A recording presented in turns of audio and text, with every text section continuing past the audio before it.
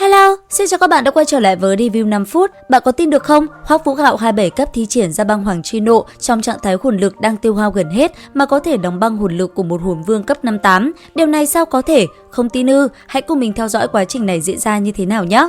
Trong những diễn biến tiếp theo của tuyệt thế đường môn 2, tại cuộc đối đầu với chiến đội của Học viện Chính Thiên, trong trận đấu 2-2-3, Hoắc Vũ Hạo đã làm ra một hành động kinh hãi khiến toàn bộ khán đài phải khiếp sợ.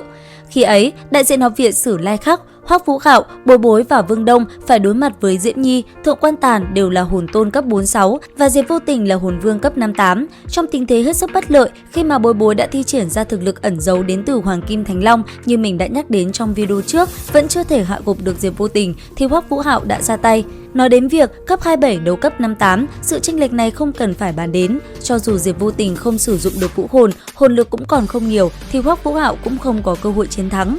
Thế nhưng lúc này, Vũ Hạo tuyệt không muốn để vinh quang của Sử Lai Khắc khép lại dưới tay bọn họ. Trận đấu đầu tiên từ Tam Thạch đã liều mạng thi triển ra sức mạnh phong ấn, khiến bản thân không thể tiếp tục thi đấu trong vài trận tới. Sang đến trận thứ hai, Tiêu Tiêu cũng cố gắng hết sức gắng gượng, đến nỗi vũ hồn bị phá vỡ cũng không bỏ cuộc. Mà hiện tại, Bối Bối cũng đã xuất ra lá bài tẩy, cũng chưa thể giành chiến thắng. Bởi vậy, Hoắc Vũ Hạo trong tình trạng hồn lực đang tiêu hao gần hết, chỉ có thể nhờ đến sự trợ giúp của băng đế.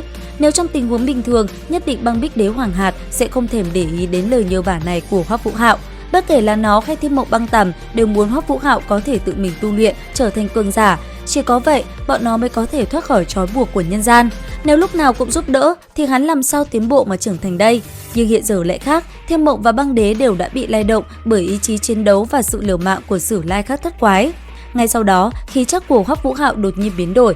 Trên người hắn không có thay đổi nhiều như khi từ Tam Thạch và Bối Bối sử dụng năng lực ẩn tàng, nhưng trong mắt Diệp Vô Tình, lúc này Hoắc Vũ Hạo vô cùng đáng sợ, cả người hắn nháy mắt được băng đế tiếp quản. Tận sâu trong linh hồn của Hoắc Vũ Hạo vang lên giọng nói của băng đế: "Nhìn cho kỹ, đệ phải tận dụng mọi thế mạnh của mình, phải cố gắng trau dồi thuần thục thuật khống chế.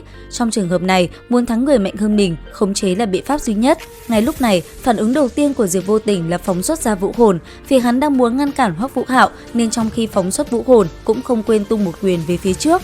Hoắc Vũ Hạo giơ tay phải lên, nói chính xác hơn là băng đế điều khiển cơ thể Hoắc Vũ Hạo giơ tay phải lên. Sau đó, nó khống chế Hoắc Vũ Hạo đưa một ngón tay chạm nhẹ vào luồng hồn lực đó.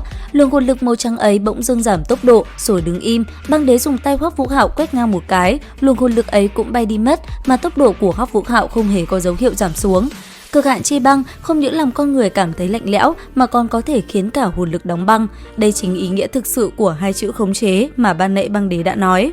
Động tác của Diệp Vô Tình cũng không chậm, ánh sáng bắt đầu tỏa ra từ người hắn, hồn hoàn cũng từ từ bay lên. Nhưng lúc này, Hoắc Vũ Hạo đột nhiên cảm thấy cả người nặng nề, hắn không còn cảm nhận được chuyện gì đang xảy ra nữa, cả người chìm vào giấc ngủ say. Các khán giả và những đệ tử của các học viện khác đều nín thở mà xem, cả người Hoắc Vũ Hạo đột nhiên thay đổi một cách kỳ lạ.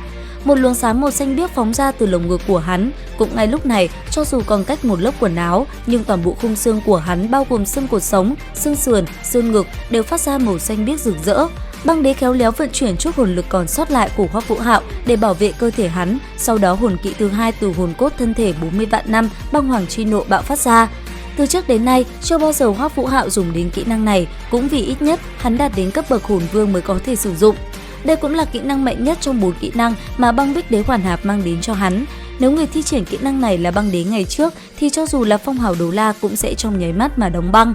Hơn nữa, mãi mãi cũng không thể nào phá băng ra được. Còn bây giờ, số hồn lực sau khi Hoắc Vũ Hạo sử dụng Hoàng Kim Lộ còn sót lại quá ít, cho nên chỉ miễn cưỡng đối phó được Diệp Vô Tình. Toàn bộ khán đài lúc này đã im bặt, ánh sáng màu xanh biếc biến mất. Diệp Vô Tình là một hồn vương cấp 58 đấy. Vậy mà giờ phút này, trên mặt gã chỉ còn một sự khiếp sợ. Sau đó, cả người Hoắc Vũ Hạo đang vọt đến đâm sầm vào gã. Vị đội trưởng của Học viện Chính Thiên cũng không có chút phản kháng nào, cả người bị đóng băng ngã ra sau, kế tiếp đổ ập xuống sàn đấu và mất đi khả năng chiến đấu. Có thể thấy những diễn biến tiếp theo của tuyệt thế đường môn 2 đều vô cùng hấp dẫn đúng không các bạn? Để biết thêm nhiều điều thú vị hơn nữa thì đừng quên theo dõi kênh để biết thêm chi tiết nha. Bây giờ thì xin chào và hẹn gặp lại các bạn.